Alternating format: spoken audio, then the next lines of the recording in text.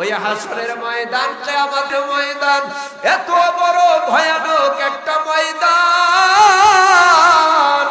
ওই ময়দানে আল্লাহ পাক রব্বুল আলামিনের নবী বলে, উম্মতের দল, ক্বালান নাবিয়্যু সাল্লাল্লাহু আলাইহি ওয়া আলিহি ওয়া সাল্লাম, ইন্নাকুম মাহশুরুনা ইয়াওমাল কিয়ামাহ হুফাতান উরাতান গুরলা।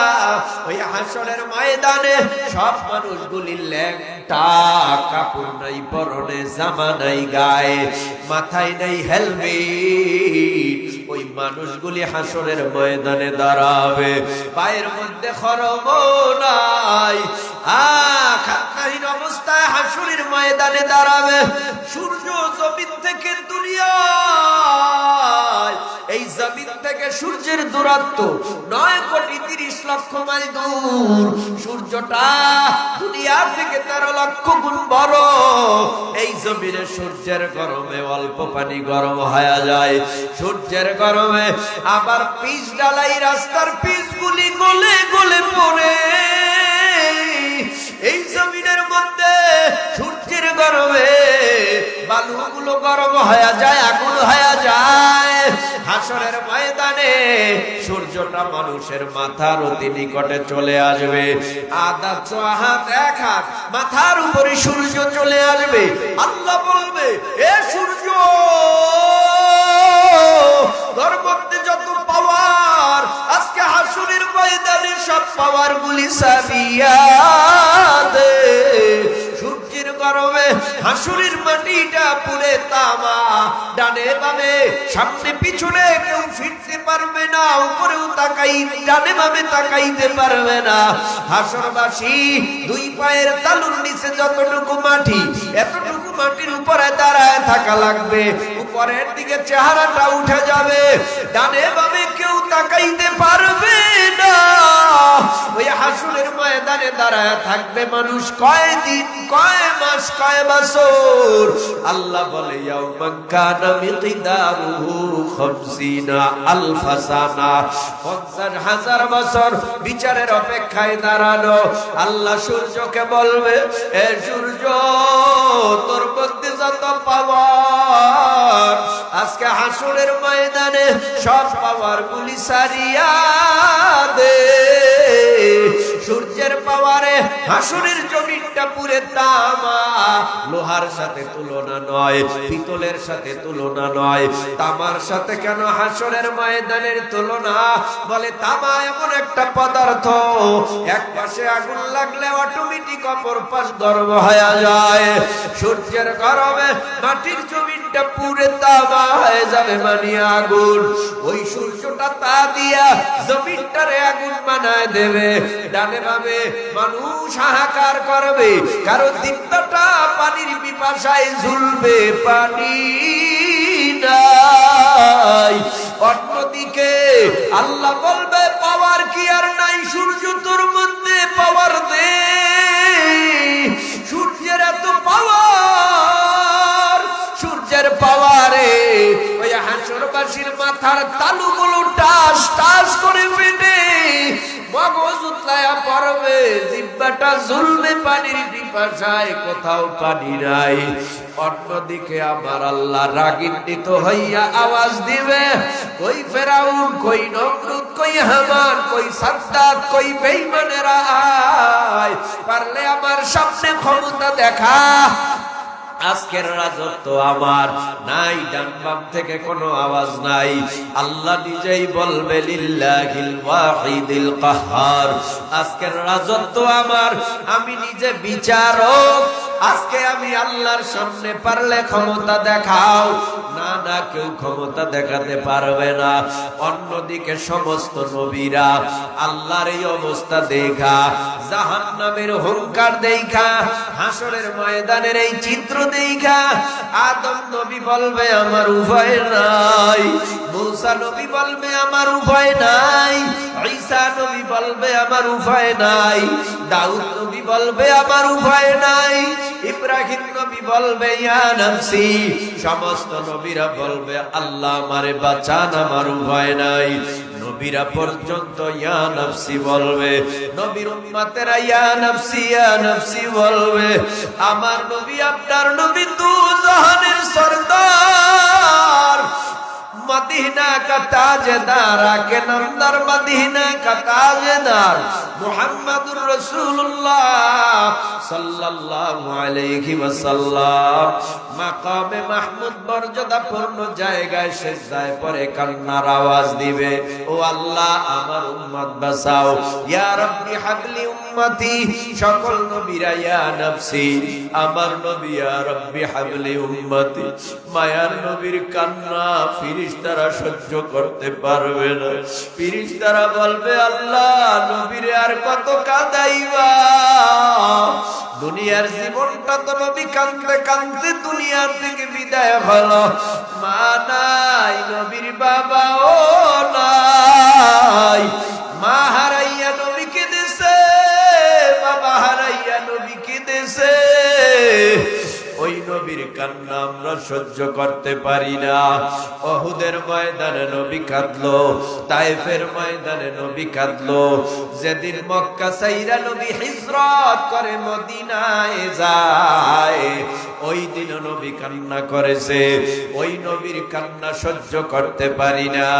আল্লাহর নবীকে আমার আল্লাহ সান্ত্বনা দেওয়ার জন্য বলবে, ইয়া মুহাম্মদ ইরফা রাসাকা ওয়াসাল তু'তা ওয়াশফা তুশাফা। পয়গম্বর, আজকে তো আপনার কান্নার দিন নয়, আপনি কেন কাঁদেন? তাড়াতাড়ি মাথা তুলেন, আপনি যা চাবেন তাই দিব, আপনাকে শাফাআতে কুবরা দিব। আপনি তাড়াতাড়ি মাথা তুলেন, রাহমাতুল লিল আলামিন সেজদা থেকে মাথা উঠাইবে, আল্লাহ দেখবে নবীজির গাল বেয়ে চোখের পানিগুলি গড়ায়া গড়ায়া পড়বে। আল্লাহ পাক নবীরে ডেকে বলবে, ও পয়গম্বর, আপনি আমার হাবিব, আপনি আমার দোস্ত, আপনি না ইমামুল মুরসালিন, আপনি না খাতামুন নবিয়্যিন, আপনি না সাইয়্যিদুল আম্বিয়া, আপনি না নবী কুলের সম্রাট, আপনি কাঁদেন কেন? আপনার কান্না আমি সহ্য করতে পারি না। এ পর্দার অন্তরালার মা, দাড়ি পাকা চুল পাকা মুরব্বি বাবা, একটু মহাব্বতের নজরে উঁচু আওয়াজ দিয়া বলো, এই জমিনের মধ্যে মুসা নবী এখন জীবিত আছে? কয়েকজনে বললেন, বাকিদের আওয়াজ চাই, জোরে বলেন আছে। হযরত দাউদ পয়গম্বর জীবিত আছে। এই জমিনের মধ্যে হযরত ঈসা আলাইহিস সালাম আছে। হযরত মুহাম্মদুর রাসূলুল্লাহ সাল্লাল্লাহু আলাইহি ওয়াসাল্লাম এই জমিনের মধ্যে এখন জীবিত আছে। হযরত মুসা নবীও নাই, তার উপরে নাযিলকৃত আসমানী কিতাব তাওরাত নাই।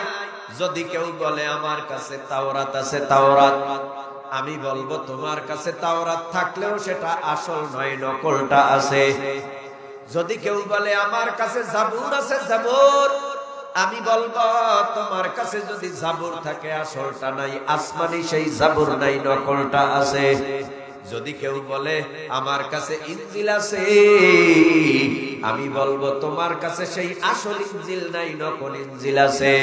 এরে নবীর উম্মত, আমি বুঝাতে চাই, জমিন থেকে মুসা নবী বিদায় হয়ে গেছে, তাওরাত বিদায় হয়ে গেল। জমিন থেকে হযরত দাউদ পয়গম্বর বিদায় হয়ে গেল। এই জমিন থেকে জাবুর বিদায় হয়ে গেল। জমিন থেকে ঈসা বিদায়, জমিন থেকে ইনজিল বিদায়। আমার নবী বিদায় হলো ১৫০০ বছর আগে। নবীজির রওজা মুবারকে বিশ্রামে মদিনার ভেতরে আছে। এরে যুবক, জিহ্বা নাড়াইয়া মুহাব্বতের নজরে একটু উঁচু আওয়াজে বলো, নবীর বিদায়ের পর আজ নবীর উপরে নাযিলকৃত মহাগ্রন্থ আল কোরআন সারা দুনিয়ায় আছে না নাই?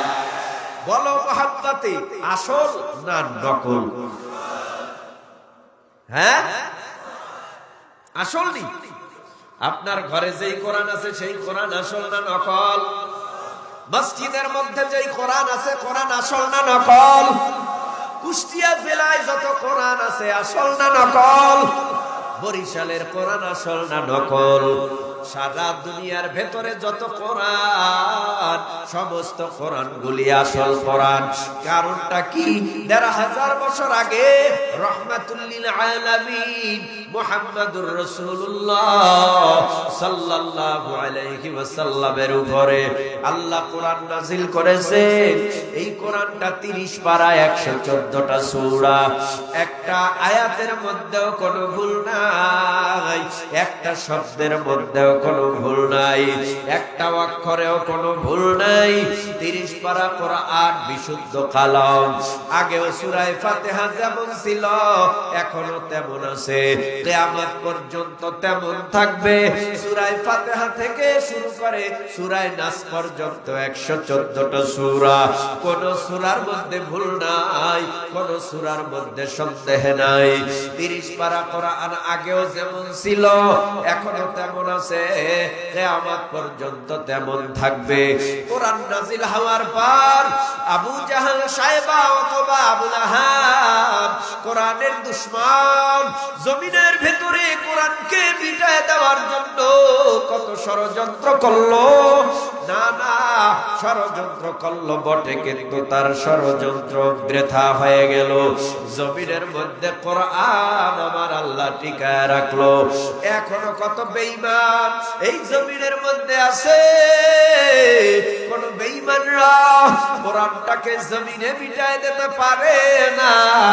দেখা যায় এই কোরআন রিসার্চ করতে গিয়ে কত হিন্দু কালেমা পড়ে মুসলমান হয়, কত বৌদ্ধ কালেমা পড়ে মুসলমান হয়, কত ইহুদিরা কালেমা পড়ে মুসলমান হয়, কত খ্রিস্টানেরা কালেমা পড়ে মুসলমান হয়। কারণটা কি? এই কোরআন আগে যেমন ছিল এখনো তেমন আছে, কিয়ামত পর্যন্ত তেমন থাকবে।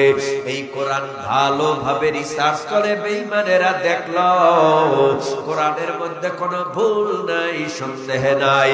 এই কোরআনের ছোঁয়ায় আইসা, কোরআনের সোহবতে আইসা বহু বেঈমানরা আত্মসমর্পণ করে, সারেন্ডার করে, তারা কালেমা পড়ে মুসলমান হয়ে গেছে। ঠিক কিনা? এরে নবীর উম্মত, কোরআন এমন একটা কিতাব যা দেখলে সওয়াব, ধরলে সওয়াব, পড়লে সওয়াব, অর্থ জেনে সব পড়ো সওয়াব, অর্থ না জেনে পড়লেও সওয়াব। কোরআন তুমি পড়তে পারো না, যারা পড়তে পারে তার কাছে বৈশা নীরবে তেলাওয়াত শুনলেও তোমার আমলনামায় সওয়াব। নামাজের ভেতরে পড়লেও সওয়াব, নামাজের বাহিরে পড়লেও সওয়াব। কোরআন এমন একটা কিতাব যেখানে যায় সেই জায়গাটা দামি বানায় দেয়। মক্কার নাম গন্ধ ছিল না, কোরআন নাযিল হওয়ার আগে এত পরিচিত ছিল না। ওই মক্কার নাম কোন মানুষ জানতো না। মদিনার নাম গন্ধ ছিল না, মদিনার ভেতরে কোরআন নাযিল হইল, তাই তো মদিনার দাম বেড়ে গেল। মক্কায় কোরআন গেল, মক্কার দাম বেড়ে গেল। কোরআনটা যেখানে যাবে সেখানটাই দামি হয়ে যাবে। 4 ভাই, এক ভাই ইঞ্জিনিয়ার। খেলের সাথে সোনরে যুবক, ও পর্দার অন্তরালার মা, মাইকের আওয়াজ কানে যায় গো মা, অন্তরের কান লাগাইয়া শোনো। 4টা ভাই, একটা ইঞ্জিনিয়ার, আর একটা ডক্টর, আর একটা মাস্টার, আর একটা কোরআনের হাফেজ। এই 4 ভাইয়ের এক ভাই কোরআনের হাফেজ, বাকি 3 জন জেনারেল শিক্ষিত। বড় ভাই ডাক দেয় হাফেজ সাহেব, মেজো ভাই ডাক দেয় হাফেজ সাহেব, সেজো ভাইও ডাক দেয় হাফেজ সাহেব, বাবাও ডাক দেয় হাফেজ সাহেব, মাও ডাক দেয় হাফেজ সাহেব। কারণ কি? বড় ভাইও তো মানুষ, মেজো ভাইও মানুষ, সেজো ভাইও মানুষ, ছোট ভাইও মানুষ। বড় ভাই কি শিক্ষা দীক্ষা কম নি? ডাক্তার হইল কেন? এত মোহাব্বত, এত ভালোবাসার শিক্ষা তিনি শিখলো। সবাই তারে স্যার স্যার কয়, সবাই তারে ডক্টর কয়, সবাই তাকে মোহাব্বতের নজরে দেখে। বড় ভাইরে কেন, ছোট ভাইরে বড় ভাই কেন সম্মান দেয়?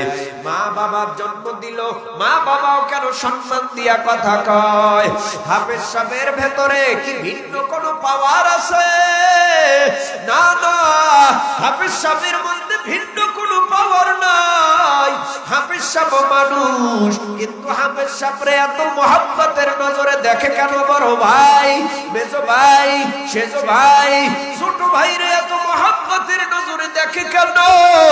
শুধুমাত্র কারণ তার ভিতরে কোরআন থাকার কারণে, কোরআন ঢোকার কারণে সম্মান কইরা ডাক দেয় হাফেজ সাহেব। ভাই, আপনারা একটু মোহাব্বতের নজরে জিহ্বা নাড়ায় বলেন, আপনাদের এলাকায় 2-4 জন হাফেজ সাহেব আছে না নাই? এই হাফেজ সাহেবের নাম ধইরা ডাকেন না, হাফেজ সাহেব কইয়া ডাকেন। কেন ডাকেন? বলে আমার মোহাব্বত ভিতরে ঢুকে গেল কোরআনের কারণে। কারণ কোরআন ইমামের ভেতরে ঢুকছে, যার কারণে ইমামের দাম। কোরআন হাফেজ সাহেবের ভেতরে ঢুকছে, হাফেজ সাহেবের দাম। মাওলানার ভেতরে কোরআন, তাই তো মাওলানার দাম। মুফতির ভেতরে কোরআন, তাই তো মুফতির আলাদা দাম। আছে না নাই? এরে নবীর উম্মতের দল আর ডানে বামে নাই। এবার আমার তেলাওয়াতকৃত সূরার উপরে আলোচনা। কষ্ট হয়নি আপনাদের?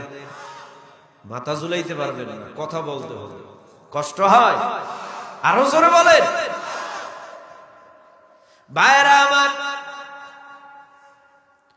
আমি যে এই সূরা তেলাওয়াত করলাম, সূরাটা আমাদের সকলের মুখস্থ সূরা। সূরাটার নাম সূরাতুল কাউসার। কি নাম? আরো জোরে বলেন। সূরাটার নাম সূরাতুল কাউসার। 3 আয়াত বিশিষ্ট একটা সূরা। এই সূরাটা আমার নবীর শানে আল্লাহ নবীর উপরে নাজিল করলেন। আল্লাহ পাক রব্বুল আলামিন আমার নবীকে ডেকে বলে, পয়গম্বর মুহাম্মদুর রাসূলুল্লাহ সাল্লাল্লাহু আলাইহি ওয়াসাল্লাম, নিশ্চয়ই আমি আল্লাহ আপনাকে হাউজে কাউসার দান করলাম। আ'তাইনাকাল কাউসার। নিশ্চয়ই পয়গম্বর আরবি সাল্লাল্লাহু আলাইহি ওয়াসাল্লাম, আপনাকে আমি হাউজে কাউসার দান করলাম। তবে বিনা শর্তে নয়, নবী 2টা শর্ত লাগায় দিলাম। 1 নাম্বার শর্ত ফাসাল্লি নামাজ, 2 নাম্বার শর্ত রব্বিকা মানহার কুরবানি। এই 2টা শর্ত যদি পূরণ করা যায়, তার জন্য আমি আল্লাহর তরফ থেকে হাউজে কাউসার রেডি হয়ে থাকবে। আখির জামানার পয়গম্বরকে মক্কার বেঈমানেরা বলেছে লেজ কাটা নির্বংশ। আল্লাহ পাক নবীর সান্তনার বাণী শুনাইয়া বলে, ও পয়গম্বর, আপনাকে যারা লেজ কাটা আর নির্বংশ বলে, উপহাস করে, আমি আল্লাহ জানাইয়া দিলাম, আপনাকে যারা লেজ কাটা বলে, নির্বংশ বলে, তারাই লেজ কাটা, তারাই নির্বংশ। এই হলো সূরার তরজমা। একটু ব্যাখ্যায় যাই। ও ভাই, মুহাব্বতের নজরে বলেন, আপনার আমার হাউজে কাউসারের দরকার আছে না নাই? হাউজে কাউসার একটা পানির নাম অথবা একটা শরবতের নাম। নবী আমার মেরাজে গেলেন, মেরাজে ভ্রমণে আল্লাহর সাথে দিদার করার জন্য। জান্নাত দেখছেন নবী, জাহান্নামও দেখছে। জাহান্নাম দেখে নবী চোখের পানি ফালাইয়া হাউমাউ করে কাঁদে, ও আল্লাহ, এত বড় ভয়ানক জাহান্নাম, এই জাহান্নামের আযাব আমার দুর্বল উম্মতেরা সহ্য করতে পারবে না। জান্নাত দেখে নবী আনন্দে মুস্কি হাসি দিয়া বলে, আল্লাহ, এই জান্নাত থেকে আমার একটা উম্মতকেও তুমি বঞ্চিত করিও না। ও রাহমাতুল লিল আলামিন মায়ার নবী জান্নাত ভ্রমণের সময় সুন্দর একটা পরিবেশে একটা হাউস দেখলো। মায়ার নবী ডাক দিয়া বলে, ও আল্লাহ, এত সুন্দর একটা হাউস, এটা কেন জান্নাতের মধ্যে এত সুন্দর হাউস? আল্লাহ বলে, পয়গম্বর, এই হাউজে কাউসার ওই আপনাকে আমি আল্লাহ দান করলাম। নবী আমার ডেকে বলে, উম্মতের দল, আমি নিজে স্বচক্ষে হাউজে কাউসার দেখলাম। এর কালারটা দুধের চাইতে সাদা, এর মজা মধুর চেয়ে মিষ্টি, আর এর ঘ্রাণ মিষ্ক আম্বরের চেয়ে বেশি। নবী ডেকে বলে, উম্মতের দল, ওই হাউজে কাউসারের এক পেলা পানি যদি আমি কোন উম্মতকে কিয়ামতের ময়দানে ডাইকা পান করায়া দেই, মান শারিবা মিনহা লা ইয়াযমাউ আবাদা, ওই উম্মতের 50,000 বছরের মধ্যে পানির পিপাসা লাগবে না।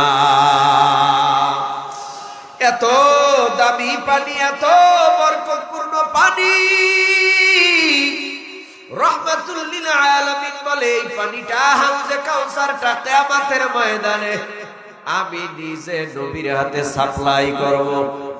আমি নবী ডাইকা ডাইকা উম্মতকে পান করায়া দেব। বড় বরকতপূর্ণ পানি। এই দুনিয়ায় চলতে গেলে পানির দরকার, তাই তো আমার আল্লাহ পানির অভাব রাখে নাই। 10 হাত 20 হাত মাটি খনন করে পাইপ নিচে দিলেই পানি পাওয়া যায়। এ নবীর উম্মতের দল, আসমান থেকে বৃষ্টি পড়ে, পানিটা ড্রামের মধ্যে ভইরা তারপরে আর্সেনিক মুক্ত করে খাও। নদীর মধ্যে পানি, খালের মধ্যে পানি, বিলের মধ্যে পানি, পানির কোনো অভাব নাই। কিয়ামতের ময়দানে মানুষগুলি আল্লাহর আদালতে উঠবে। ওই ময়দানে তোমার আমার মা তোমারে আমারে পরিচয় দিবে না, তোমার ভাই তোমারে আমারে পরিচয় দিবে না, তোমার আমার আপনজনরা পরিচয় দিবে না, দলনেতা দলপতি তোমারে আমারে পরিচয় দিবে না। ময়দানটা কেমন? এখন থেকে একটু অন্তরের কান লাগায়া কিছু সময় কথা শুনে মোনাজাত দিয়া চোখের পানি ফালাইয়া তারপরে বাসায় যাও। ওই হাসরের ময়দান, কিয়ামতের ময়দান এত বড় ভয়ানক একটা ময়দান। ওই ময়দানে আল্লাহ পাক রব্বুল আলামিনের নবী বলে, উম্মতের দল, ক্বালান নাবিয়্যু সাল্লাল্লাহু আলাইহি ওয়া আলিহি ওয়া সাল্লাম, ইন্নাকুম মাহশুরুনা ইয়াওমাল কিয়ামাহ হুফাতান উরাতান গুরলা। ওই হাসরের ময়দানে সব মানুষগুলি ল্যাংটা, কাপড় নাই পরনে, জামা নাই গায়ে, মাথায় নাই হেলমেট। ওই মানুষগুলি হাসরের ময়দানে দাঁড়াবে, পায়ের মধ্যে খরম নাই, খাতনাহীন অবস্থায় হাসরের ময়দানে দাঁড়াবে। সূর্য জমিন থেকে দুনিয়ায়, এই জমিন থেকে সূর্যের দূরত্ব 9,30,00,000 মাইল দূর। সূর্যটা দুনিয়া থেকে 13 লক্ষ গুণ বড়। এই জমিনে সূর্যের গরমে অল্প পানি গরম হয়ে যায়। সূর্যের গরমে আবার পিচ ডালাই, রাস্তার পিচগুলি গলে গলে পড়ে।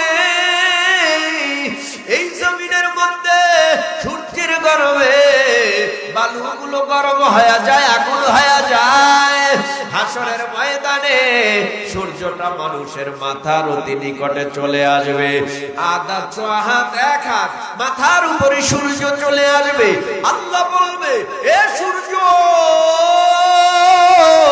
তোর মধ্যে যত পাওয়ার, আজকে হাসরের ময়দানে সব পাওয়ার গুলি সারিয়া দে। সূর্যের গরমে হাসরের মাটিটা পুরে তামা, ডানে বামে সামনে পিছনে কেউ ফিরতে পারবে না, উপরেও তাকাই ডানে বামে তাকাইতে পারবে না। হাসরবাসী 2 পায়ের তালুর নিচে যতটুকু মাটি, এতটুকু মাটির উপরে দাঁড়ায় থাকা লাগবে। উপরের দিকে চেহারাটা উঠে যাবে, ডানে বামে কেউ তাকাইতে পারবে না। ওই হাসরের ময়দানে দাঁড়ায় থাকবে মানুষ কয় দিন, কয় মাস, কয় বছর?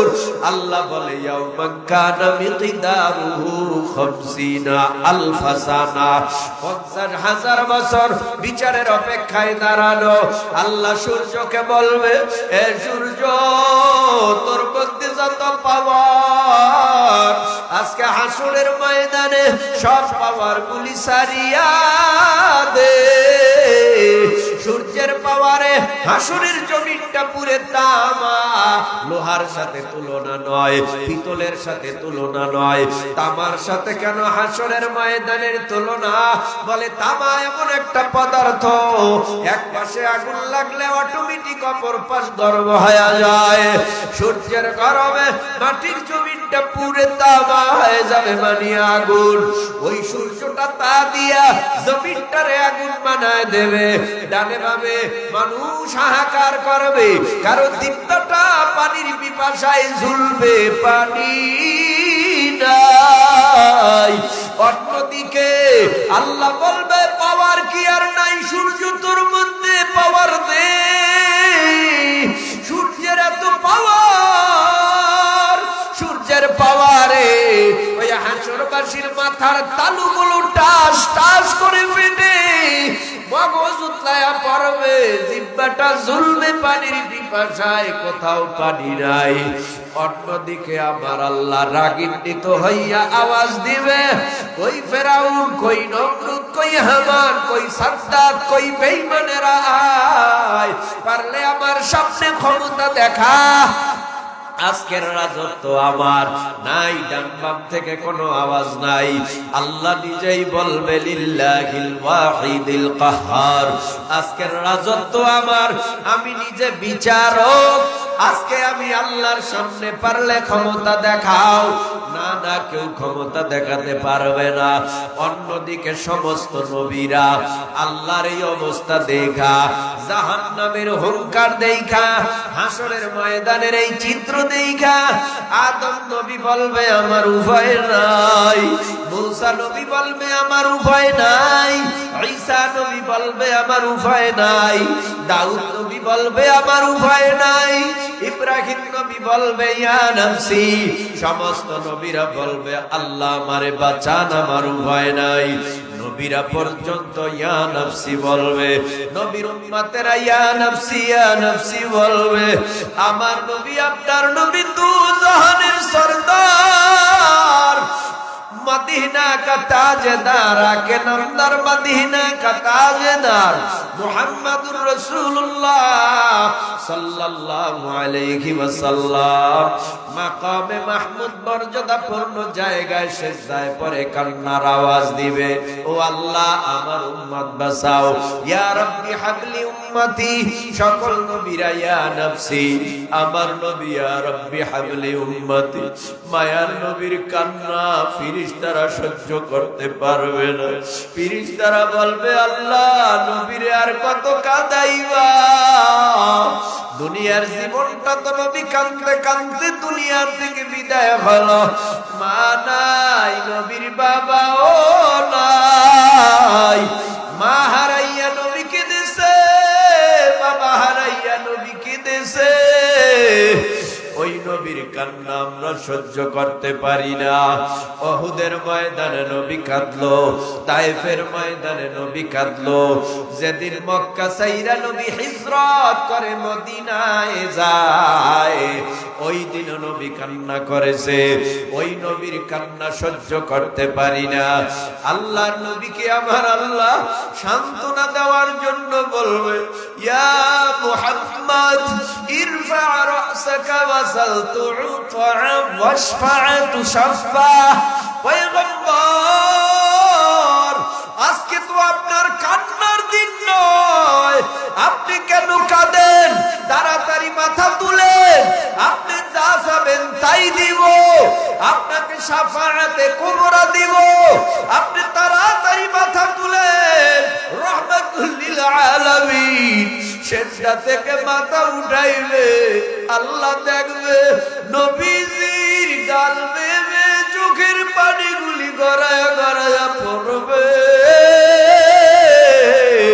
আল্লাহ পাক নবীরে ডেকে বলবে, ও পয়গম্বর, আপনি আমার হাবিব, আপনি আমার দোস্ত, আপনি না ইমামুল মুরসালিন, আপনি না খাতামুন নবিয়্যিন, আপনি না সাইয়্যিদুল আম্বিয়া, আপনি না নবী কুলের সম্রাট, আপনি কাঁদেন কেন?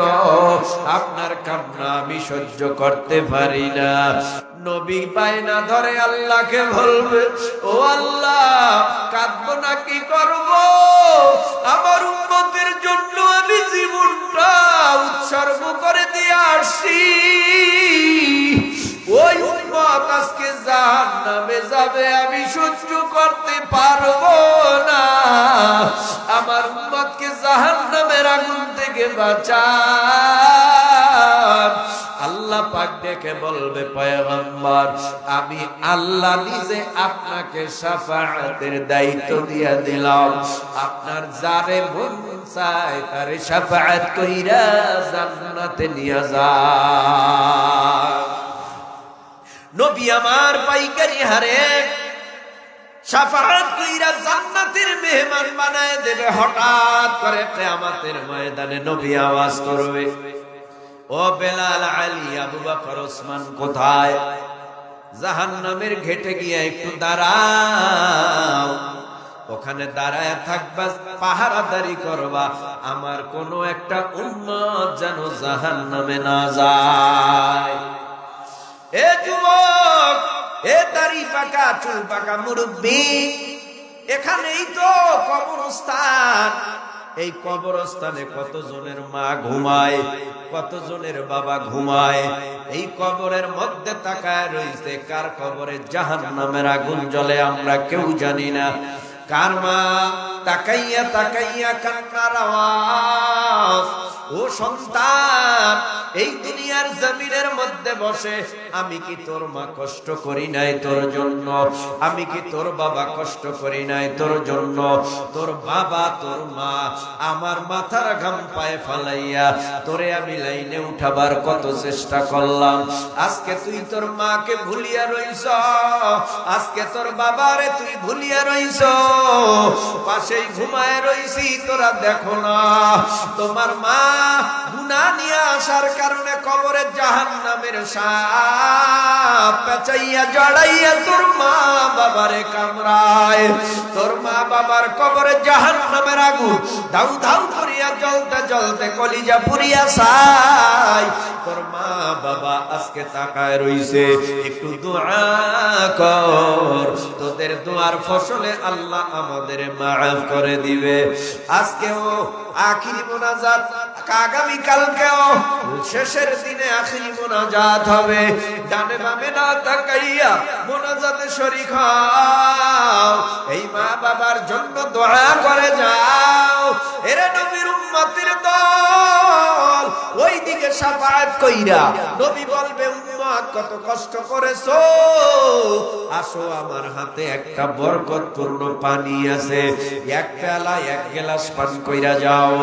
যখন নবী ডাক দিবে সমস্ত উম্মত দৌড়াইয়া আসবে নবীর হাতে। নবী নিজে হাউজে কাউসারের পানি পান করায় দেবে।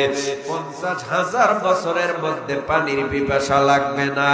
আর একদল উম্মত আসবে, হঠাৎ করিয়া দেয়াল পড়ে যাবে, পর্দা পড়ে যাবে। আল্লাহ পাক রব্বুল আলামিন, আল্লাহর নবী তখন দৌড়াইয়া আসবে, কেন আমার উম্মতের সামনে পর্দা ফালায় দেশ, দেয়াল ফালায় দেশ, আমার উম্মতকে আসতে দাও। ফেরেশতারা বলবে, ও পয়গম্বর, তারা আপনাকে নবী দাবি করে, কিন্তু আসলে এরা আপনার বিদায়ের পরে বেদাতের মধ্যে লিপ্ত ছিল, আপনার কথা মানে নাই, আপনার তরিকা অনুযায়ী চলে নাই। আল্লাহর নবী আর দেরি করবে না। তখন নবী গুসা হইয়া দুঃখে দুঃখে বলবে, সহকান সহকান সহকান লিমান গায়রা বাদি, দুরহা দুরহা, তোরা আমার উম্মত না। সহকানের কাতারে যারা পড়বে তারা কপাল পোড়া, নবীর ডাকে যারা সাড়া দিতে পারবে তারা চাঁদ কপালওয়ালা। কষ্ট হইতেছে মনে হয়, হ্যাঁ? ভাইরা আমার, বুঝলাম এতক্ষণ লম্বা সময় হাউজে কাউসারের কথা বললাম। বিনা কষ্টে এই হাউজে কাউসার পাওয়া যাবে না রে ভাই। দুটো শর্ত মেনে চলো। এক নাম্বার শর্ত নামাজ, দ্বিতীয় নাম্বার শর্তের নাম কোরবানি। এ দুইটা শর্ত মানতে আমরা তৈয়ার আছি তো ইনশাআল্লাহ? যারা যারা তৈয়ার তারা দুনো হাত আল্লাহরে দেখায় দাও। আল্লাহ তাকাইয়া দেখেন, আমরা জীবনে যতদিন বাঁচি নামাজ ছাড়ব না। আমার ব্যক্তিগত, পারিবারিক, সামাজিক, অর্থনৈতিক, রাজনৈতিক, এমনকি সমস্ত কাজ নবীর তরিকায় করার জন্য আমরা ইরাদা করলাম। দয়া করে মায়া করে আপনি আমাদের সকলকে কবুল করে নেন, বলেন আমিন। এরে আল্লাহর গোলাম, এক নম্বরে নামাজ। একটু আনুষঙ্গিক কথা বলবো, রাগ করবেন না তো? করবেন? রাগ করবেন না। আনুষঙ্গিক কথা হলো, নামাজ কয় ওয়াক্ত? কয়েকজনে ঘুমাননি আপনারা? রাত বেশি হয়ে গেছে, তাইলে ঘুমান। তাহলে মুহাব্বতে বলেন কয় ওয়াক্ত নামাজ? আরো জোরে। 5 ওয়াক্ত নামাজ ফরজে আইন না ফরজে কিফায়া? ফরজে আইন আমার পক্ষ থেকে আমার ম্যাডাম আদায় করলে আদায় হয়ে যাবে। ফরজে আইন নামাজ আমার পক্ষ থেকে আমার পিসাব আদায় করলে আদায় হয়ে যাবে। ফরজে আইন নামাজ আমার পক্ষ থেকে আমার আপনজন মুহাব্বতের বন্ধু আদায় করলে আদায় হয়ে যাবে। না না, ফরজে আইন নামাজ আমার পক্ষ থেকে আমার আদায় করতে হবে। নামাজটা যে আমি পড়ব দাঁড়াইয়া না বইয়া না শুইয়া? হ্যাঁ, দাঁড়াইয়া। দাঁড়াইয়া নামাজ পড়া ফরজ, কিন্তু এখন ডিজিটাল হয়ে গেছে সমাজ। বৈশা নামাজ পড়লে তার নাকি খুব ভালো লাগে, এজন্য বৈশা বৈশা চেয়ারে নামাজ আদায় করে। যদি প্রশ্ন করি, ভাই কেন বৈশা নামাজ আদায় করেন? আওয়াজ দেয়, ডাক্তার বলেছে বৈশা চেয়ারে নামাজ আদায় করতে, তাই তো বৈশা করি। ডাক্তার কতদিন আগে, এই 5 বছর 7 বছর পর্যন্ত বৈশাই নামাজ পড়ে। ডাক্তার কইছে 7 বছর আগে, এখনো পর্যন্ত দাঁড়াইতে পারে না। ঔষধ চলে, ট্রিটমেন্ট চলে, তারপর দাঁড়াইতে পারে না। অথচ বাহিরে গেলে নাতির সাথে ব্যাডমিন্টনও খেলায়, ভলিবলও খেলায়, ক্রিকেটও খেলায়, ব্যায়ামও করে, রাস্তায় দৌড়ায়, মসজিদে গেলে খোরা হয়ে যায়। আপনার এলাকার কথা বলছি না, সমাজে এমন অবস্থা, ডিজিটাল ভাবে নামাজ আদায় করে। তবে যাদের সমস্যা, এই সমস্যা যাদের অতিরঞ্জিত, দাঁড়াইতে পারে না, দাঁড়াইলে সমস্যাই হবে, এ সমস্ত জাতীয় মানুষ বৈশা নামাজ পড়লে হবে। কিন্তু ওই রোগীর ভাব ধইরা ভান ধইরা নামাজ আদায় করলে তার নামাজ মোটেও হবে না। নামাজ যদি তুমি দাঁড়াইয়া না পারো, বৈশা পড়ো। কখন? যখন তুমি মাজুদ।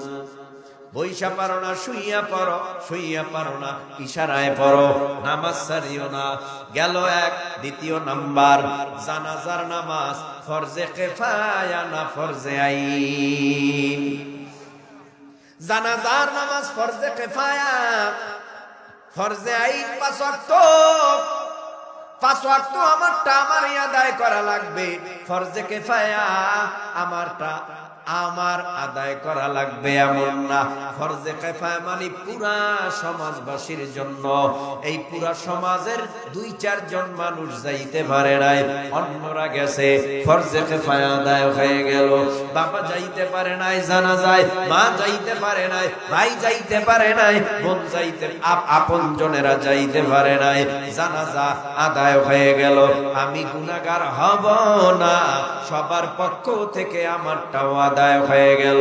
ফরজে কিফায়া, এরে নবীর উম্মত উম্মতের দল আজকে ফজরের সময় মুসল্লির খবর নাই, জানাজার নামাজে মুসল্লির অভাব নাই, জানাজার নামাজে কাতারে কাতার, আর 5 ওয়াক্ত নামাজে মসজিদের কাতারে মুসল্লি নাই।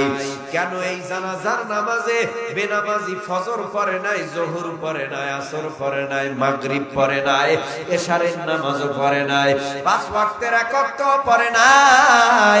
দেখা যায় সে জানাজার নামাজে গেল, ফজর পড়লা না। এ জানাজা পড়নেওয়ালা ভাই, কাজা ফজর আদায় করো। জোহর পড়ো নাই, কাজা জোহর আদায় করো। আসর পড়ো নাই, আসর কাজা আদায় করো।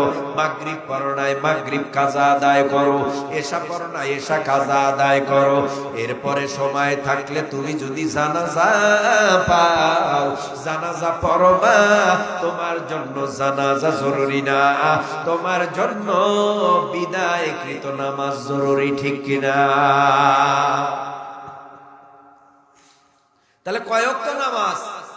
জোরে জোরে জোরে 5 ওয়াক্ত নামাজ ফরজে আইন আর ফরজে কিফায়া। তো জানাজা বুঝলেনি। এখন জানাজায় লোক বেশি কেন? ওই 41 দিন পরে নাকি 41 খাওয়ায়। এই 41 খাওয়ার জন্য এরা জানাজার নামাজে গিয়া সবাই হাজির।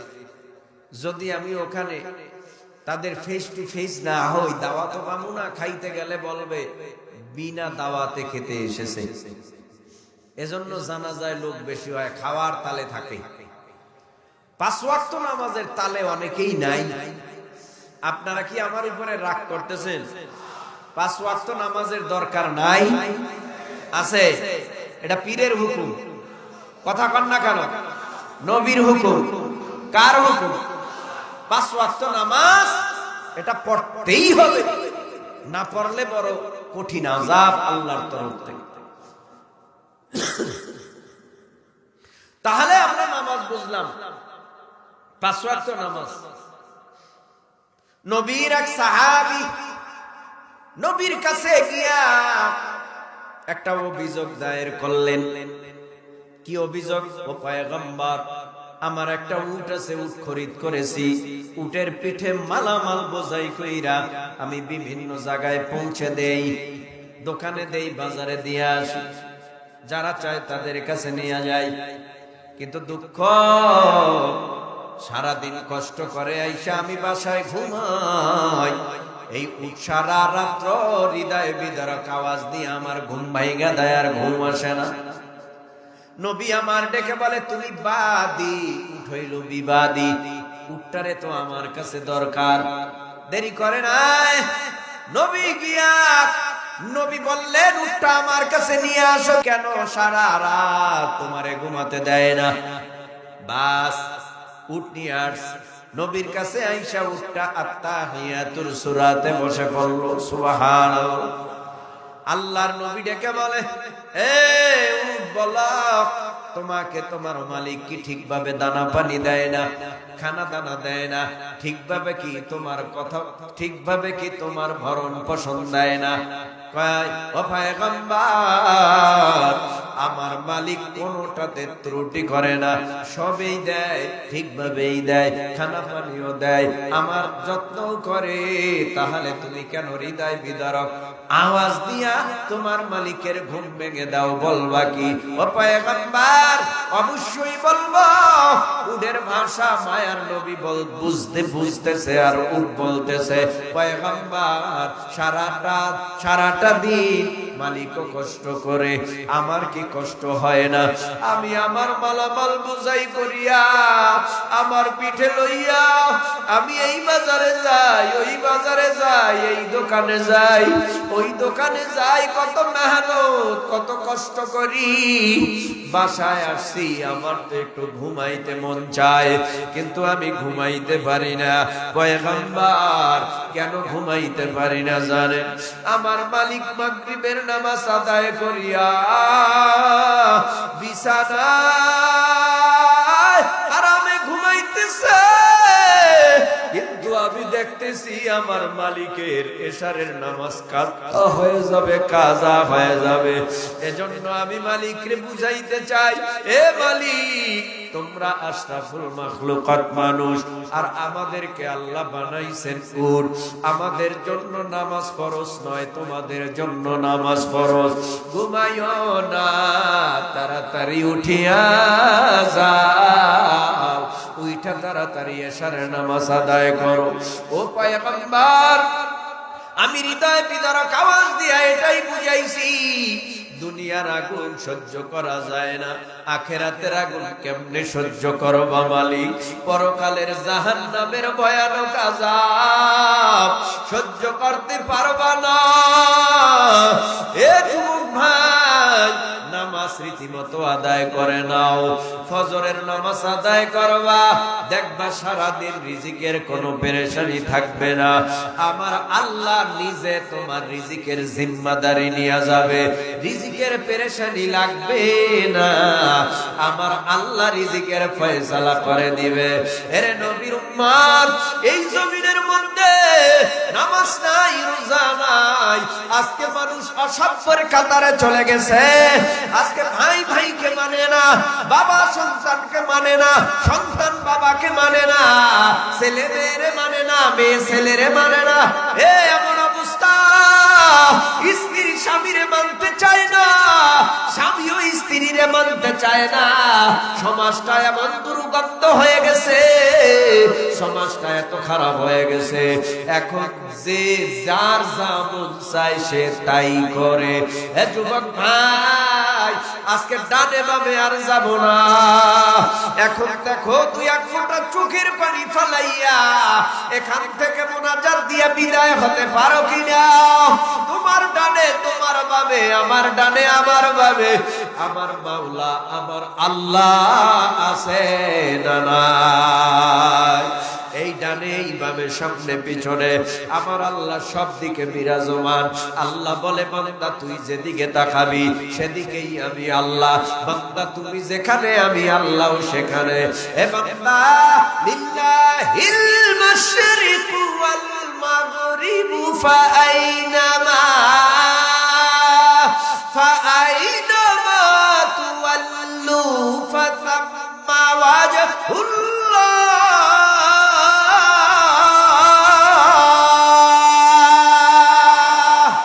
আল্লাহু আকবার, জোরে বলেন। আল্লাহু আকবার বললে গুনাহ হবে, আরো জোরে বলেন। সওয়াবের দরকার আছে না নাই? মুহাব্বতে একটু উঁচু আওয়াজে বলেন আল্লাহু আকবার। লিল্লাহিল মাশরিকু ওয়াল মাগরিবু ফাআইনামা তুওয়াল্লু ফাতাম্মা ওয়াজহুল্লাহ।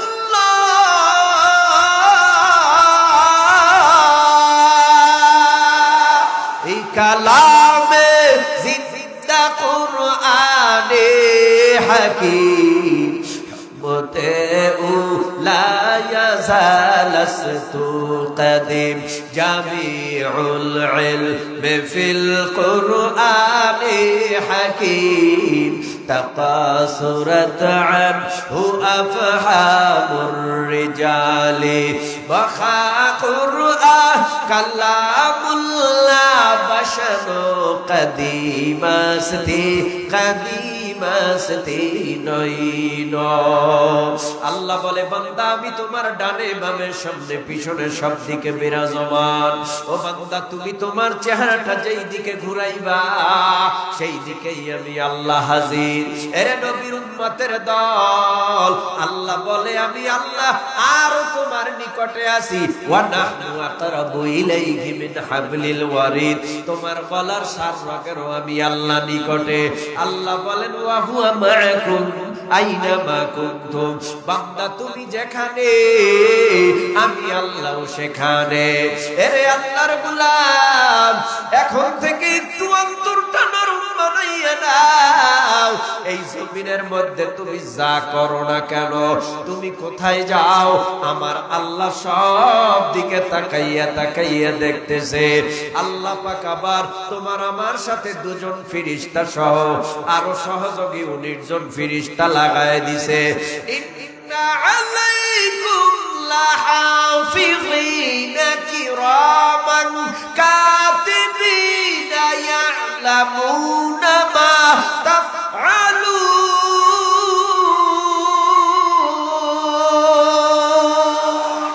দুই কাঁধে দুইজন ফেরেশতা আল্লাহ লাগায় দিছে।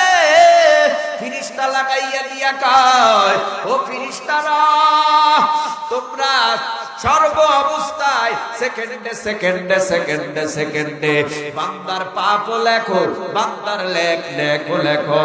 বান্দার পাপ ফেরেশতারা লেখে, বান্দার নেক ফেরেশতারা লেখে। কেমন কইরা লেখে? আল্লাহ বলে, মালি হাযাল কিতাবি লা ইউগাদিরু সাগীরাতাও ওয়ালা কাবীরাতান ইল্লা আহসাহা ওয়া ওয়াজাদু মা আমিলু হাযিরা ওয়ালা ইয়াযলিমু রাব্বুকা আহাদা।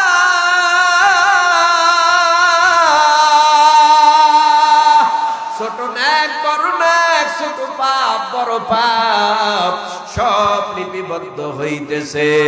এমন একটা আমলনামা তোমাকে আমাকে আমার আল্লাহ দিছে।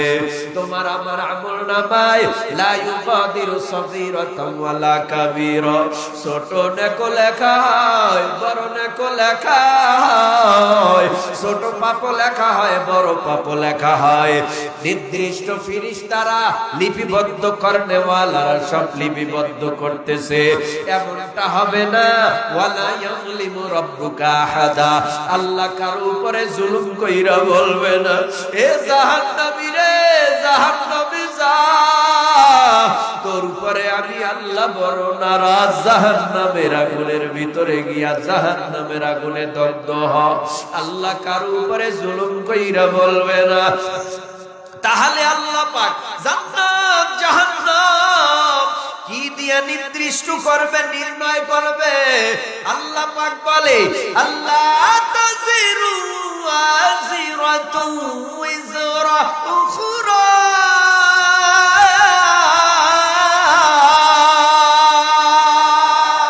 তোমার কি তো কর্মের ফলাফলে তুমি জান্নাতি, কর্মের ফলাফলে তুমি জাহান্নামী, তোমার কৃত কর্মের ফলাফলে তুমি জান্নাত আর জাহান্নামী হইবা। বাজারে যাও, বলো 1 কেজি পেঁয়াজ দাও ভাই, 1 কেজি গরুর গোশত দাও, 1 কেজি টমেটো দাও, 1 কেজি শসা দাও। ব্যাপারটা কি? আন্তাজে হাত দিয়াও তো তোমারে দোকানদার দিতে পারে। আন্তাজে দেয় না কেন? আন্তাজে দিলে সঠিক মাপ হবে না। 1 কেজির বেশিও হতে পারে, কমও হতে পারে। তোমার আমার হায়াতের পুরা জিন্দেগি আমার আল্লাহ নিজে দাড়ি পাল্লা দিয়া ওজন দিবে।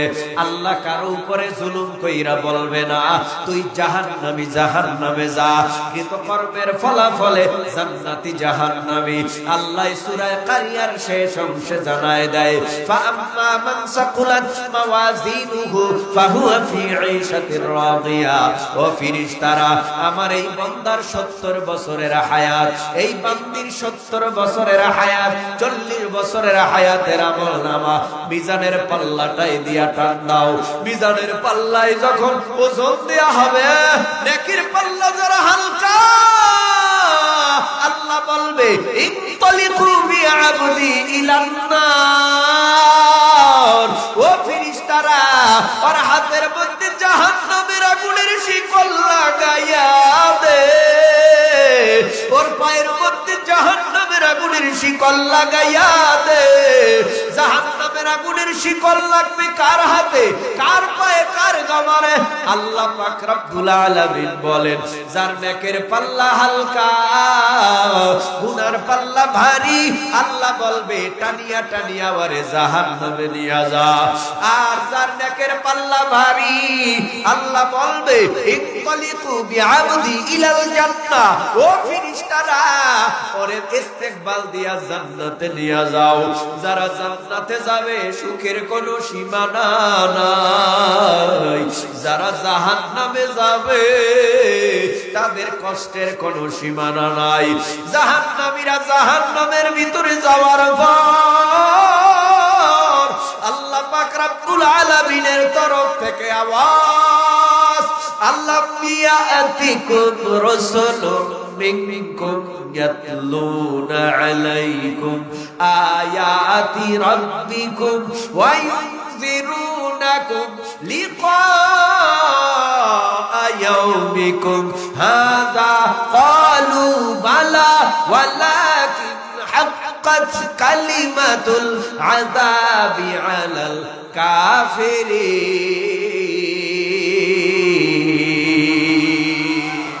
আল্লাহ পাক রব্বুল আলামিন বলবেন আলাম ইয়াতিকুম রাসূলুম মিনকুম ইয়াতলুনা আলাইকুম আয়াতি রাব্বিকুম, এই তোদের কাছে কি আমি আল্লাহ নবী রাসূল পয়গম্বর পাঠাই নাই? আসমানি কিতাব তেলাওয়াত কইরা কি তোমাদের কাছে তারা আওয়াজ দেয় নাই? জাহান্নামের বয়ান শোনায় নাই? জান্নাতের কথা শোনায় নাই? মিথ্যা কথা বলা কবিরা গুনাহ, এই আওয়াজ কি তোমাদের কানে যায় না? না কত নামাজ কাজা করলে 2,88,00,000 বছর জাহান্নামে আগুনে জ্বলা লাগবে, এই কথা কি তোমাদের শোনায় নাই? একবার জিনা করলে 7,000 বছর জাহান্নাম, এই কথা কি তোমাদেরকে শোনায় নাই? সবাই বলবে ক্বালু বালা। আল্লাহ বলবে হে মুসা নবীর উম্মত, তোমরা কেন জাহান্নামে আসলা? মুসা নবী তোমাদেরকে কি আওয়াজ দিয়া বলে নাই জাহান্নাম বড় ভয়ানক আযাবের জায়গা? সমস্ত নবীর উম্মতের পর আমার নবীর উম্মতকে আমার আল্লাহ বলবে হে মুহাম্মাদের উম্মত সাল্লাল্লাহু আলাইহি ওয়াসাল্লাম, জাহান্নামে কেন আসছো? জাহান্নামের আযাবে কেন দগ্ধ হচ্ছ? নবী তোমাদের বুঝায় নাই? আখিরি নবী তোমাদের কি বলে নাই নামাজ পড়ো, রোজা রাখো, হক হালাল মতো জীবন যাপন করো? সবাই বলবে ক্বালু বালা আনা খাতামুন নাবিয়িনা লা নাবিয়্যা বাদি। নবীর দরওয়াজা বন্ধ কইরা আল উলামা ওয়ারাসাতুল আম্বিয়া, দুনিয়ার জমিনে আলেম উলামারা নবীর দায়িত্বগুলি পালন করে নাই। তারা বলবে ক্বালু বালা, তোমার বাড়ির দরওয়াজায় গিয়া কি নামাজের আওয়াজ দেয় নাই? রোজার কথা বলে নাই, হজের কথা বলে নাই, যাকাতের কথা বলে নাই? সবাই বলবে ক্বালু বালা। আল্লাহর তরফ থেকে আযাব শুরু হয়ে যাবে। এই যে আযাব শুরু, যতদিন আমল নামায় গুনাহ থাকবে অতদিন আযাব চলতেই থাকবে।